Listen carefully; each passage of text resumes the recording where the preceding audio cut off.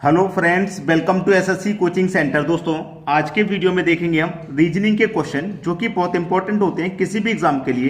तो चलिए स्टार्ट करते हैं। पहला क्वेश्चन है, यदि किसी कूट भाषा में कैपिटल को इस रूप में लिखा जाता है तो उसी कूट में इसको कैसे लिखेंगे? भाई इसका कोड ये है, इसको ऐसे लिखा जाता है, तो फिर इसका कोड क्या होगा, इसको कैसे लिखेंगे, ये पूछ रहा है। बहुत अच्छा होता है दोस्तों ये क्वेश्चन।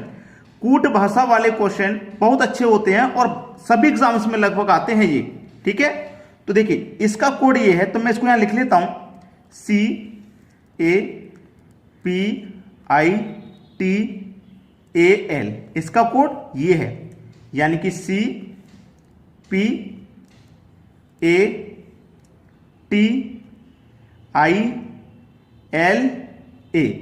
अब ध्यान से दिखाई देंगे आप, ध्यान से देखने पे क्या मिलेगा कि पहला जो अल्फाबेट है वो सेम है, पहला अल्फाबेट सेम है, उसके बाद में ऐसे क्रॉस में बनना है, आई का आई से, टी का टी से, ए का ए से, एल का एल से, इस तरीके से क्रॉस में बन पा रहा है। फिर इसका बनाना है हमें PERSONS,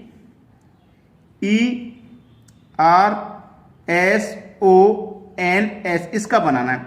तो पहला जैसे यहां पे सेम है तो पहला तो सेम ही रहेगा, पहला तो सेम रहेगा। अब ये क्रॉस में आ जाएगा, ई आपका इधर आ जाएगा और आर आपका इधर आ जाएगा, इस तरीके से क्रॉस में। अब यहां पे भी क्रॉस में, तो एस आपका इधर आ जाएगा, ओ इधर आ जाएगा, एन इधर आ जाएगा, एस इधर आ जाएगा। ठीक है, बस डबल एस एन किस में है? Double S N, double S N, double S N, ये डी ऑप्शन में ही है, केवल यही सही हो जाएगा।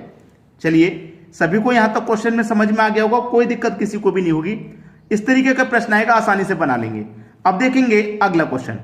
अगला प्रश्न है, यदि किसी कूट भाषा में GAVE को 8237 लिखा जाता है और BAT को 924 लिखा जाता है, तो GATE को कैसे लिखा जाएगा?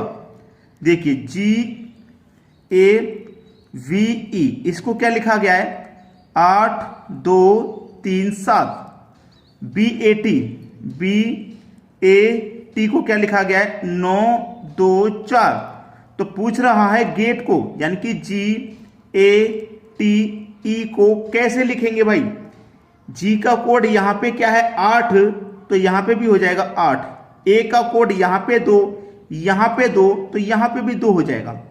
टी का कोड 4 है, ई का कोड 7 है, तो 8247 किधर है? 8247, यानी कि सी ऑप्शन में है भाई, यही हो जाएगा क्वेश्चन का सही जवाब। तो आसानी से सभी को समझ में आ गया ना। चलिए अब देखेंगे अगला प्रश्न। अगला प्रश्न है, निम्नलिखित संख्या श्रृंखला में लुप्त संख्या को पहचाने। 2, 65, 7, 59, 12, 53, दोनों ही जगह क्वेश्चन मार्क हैं। ऑप्शन में देखेंगे दो संख्या ही फाइंड करने को कही गई है। 2, 65, 7, 59, बड़ी संख्या, छोटी संख्या, बड़ी संख्या, ऐसे जब क्वेश्चन बनता है तो वहां पे आप एक संख्या को छोड़ के रिलेशन बनाते हैं। जैसे मैं 2 का रिलेशन बनाऊंगा 7 से, तो 65 को छोड़ दूंगा। अब 2 से 7 हो गया, तो 2 में क्या किया? प्लस का 5 किया, 7 हो जाएगा। फिर एक संख्या के छोड़ के 12 पे आ जाओ, तो 7 से 12 के लिए क्या करेंगे? 7 में 5 जोड़ देंगे, 12 हो जाएगा। फिर यहां पे भी तो वही करना पड़ेगा। देखिए यहां पे प्लस 5 किया, यहां पे प्लस 5 किया, तो प्लस 5 यहां पे भी करेंगे, तो 12 में प्लस 5 करेंगे तो कितना हो जाएगा भाई? 17 हो जाएगा यहां पे। ठीक है, अब जो संख्या छूटी हुई है उनका रिलेशन बना लो। 65 से 59 हो गया, तो -6 हुआ।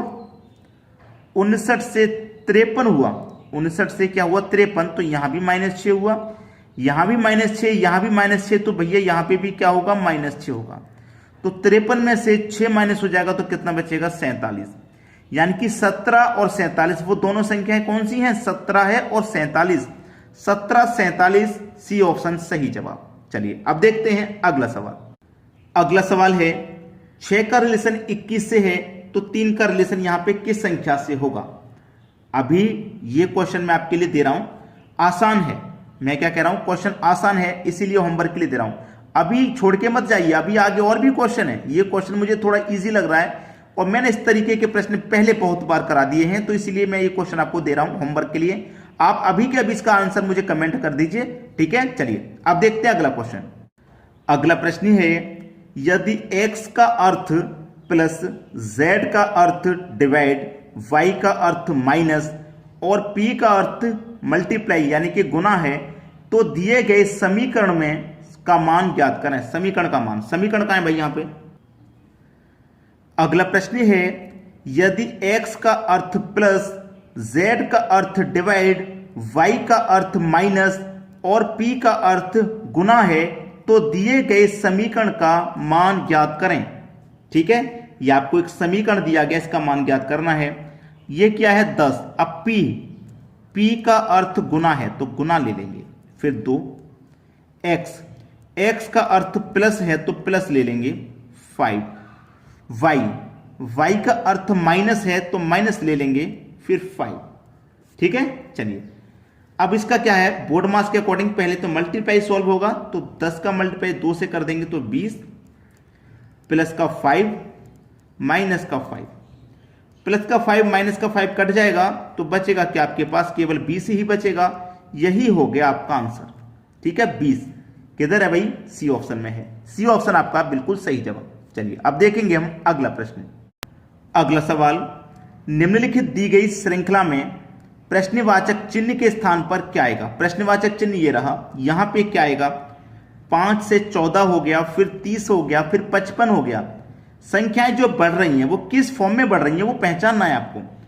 5 से 14 हो गया, 5 में कितना जोड़ेंगे 14 हो जाए 9 जोड़ेंगे, 14 में कितना जोड़ेंगे 30 हो जाए 16 जोड़ेंगे, 30 में कितना जोड़ेंगे 55 हो जाए 25 जोड़ेंगे, यहां पे 55 में कितना जोड़ेंगे हमें ये संख्या मिल जाए। तो देखिए ये 9 जोड़ा, यहां 16 जोड़ा, यहां 25 जोड़ा, यहां क्या जोड़ेंगे।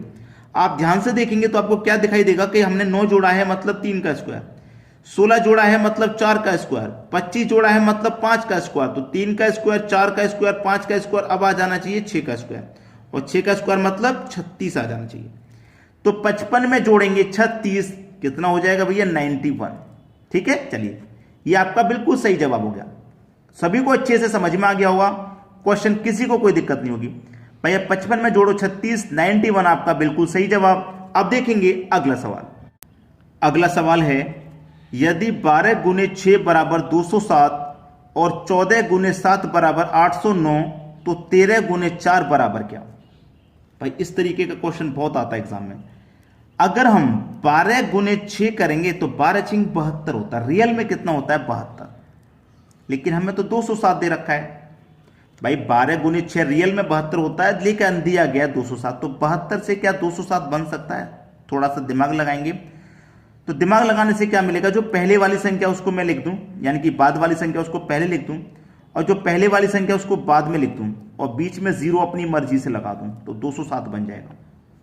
ठीक है भाई, बाद वाली को पहले और पहले वाली को बाद में, 0 बीच में अपनी मर्जी से। बिल्कुल वैसे ही यहां पे कितना है 14 मल्टीप्लाई 7, तो 14 का मल्टीप्लाई अगर मैं 7 से करूं तो रियल में 98 होता है, दिया कितना गया है 809। तो यहां पे वही करूं, देखिए बाद वाली को पहले लिखा तो यहां पे मैं बाद वाली को पहले लिखता हूं और पहले वाली को मैं बाद में लिखता हूं, और बीच में 0 यहां भी अपनी मर्जी से लगाया तो यहां भी अपनी मर्जी से लगा दूंगा। 809 हो गया, 809 ही दिया गया। बस इसका आप फाइंड हो जाएगा आसानी से। 13 मल्टीप्लाई 4 रियल में कितना होता है, 13 मल्टीप्लाई 4 52 होता है, लेकिन तरीका वही लगाओ, बाद वाली संख्या को पहले और पहले वाली को बाद में, और बीच में 0 सभी जगह अपनी मर्जी से लगाया, तो यहां क्यों नहीं लगाएंगे, यहां भी तो लगाएंगे। तो 205 आपका सही जवाब है, डी ऑप्शन। आज के वीडियो में इतना ही। वीडियो कैसा लगा कमेंट बॉक्स में जरूर बताएं। ठीक है दोस्तों, धन्यवाद।